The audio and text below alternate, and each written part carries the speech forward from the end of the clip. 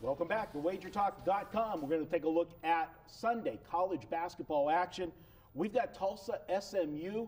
It's a big one for the American Athletic Conference. I got to keep all these different conferences straight. Everybody realigning, going to different places. And, you know, this is going to be your free pick, Mr. James.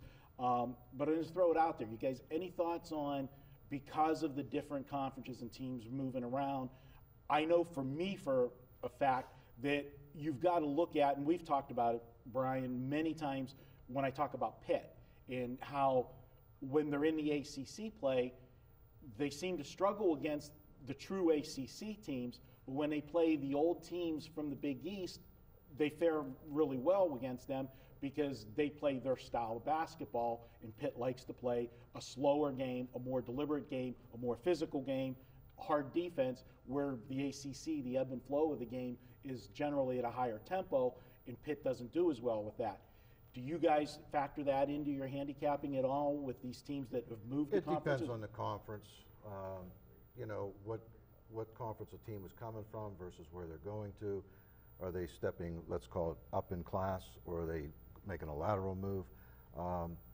Basically, with basketball being such a long season, and you do generally get to play most of the teams twice, you're creating your own intensity as the season goes on. And just like this game here, I mean, this game's coming down to the wire for the conference champ, and you know, so the intensity level is there.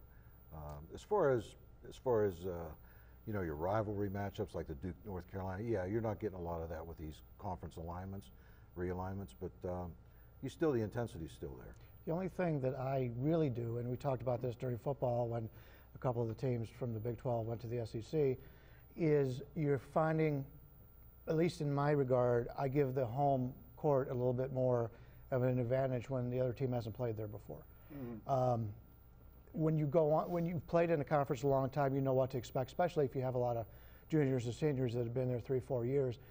Here you've got teams that go, you know, players that go to places that they haven't played before, and so it's a little bit more of a disadvantage, I believe. Now, me and you've talked several times in the last couple of weeks in regards to the last home game, senior night and stuff, and I mentioned it with you today, Mr. James, about teams don't have seniors anymore. And if you do have a senior, he's not a great senior because that's why he's still there.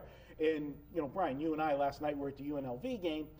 There was only 2 seniors on the roster, and the one senior was there just this year. So there's not that bond in that excitement of having a 4-year player that was, you know, maybe a superstar, and, you know, the public got to see him for 4 years and evolve and grow into the program, and that when you come, there is an emotional lift on a game. Now, there was a game last night that I looked at, and I'm kicking myself that I didn't use, and we're taping on Wednesday, but it was like Wyoming was playing their last home game. Now, there's a guy, they had a senior in Larry Nance Jr. that has been there the whole time. I think there's a little more of excitement when you've had a guy that's been in the program, has been a, you know, an elite player, and been there for a while. You grow attachment to him in a fondness. Well, that's why you can't use a strict number for home field advantage, home court advantage, because your smaller conferences, they don't have to deal with that. They get a guy at Louisiana Tech, that guy's going to be there all 4 years. You go to, you know, Duke, Ohio State, whatever, Michigan, these guys are going to leave. That's for years, the Butler program, why they were so successful. They were a mid-major that you don't have those superstar players that are 1 and done or 2 and done. They're playing for 4 years. You get a team that has a nucleus in the continuity of 4 years, that's a huge advantage, and especially when you get into the tournaments. And that's why we've seen so many times in the big dance, some of these major teams having good success and going deeper than they used to in the past. But Brian, this is your free pick, so let's go ahead and tell us what you're liking here. Well, basically, a couple weeks ago, these 2 teams met in Tulsa. SMU beat them by 11. Thing with that game is that was Tulsa's worst offensive performance of the season. They only shot 28% from the field.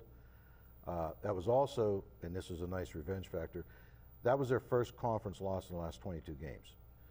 They are now traveling, the final day of the regular season, to SMU, going to be a decent dog.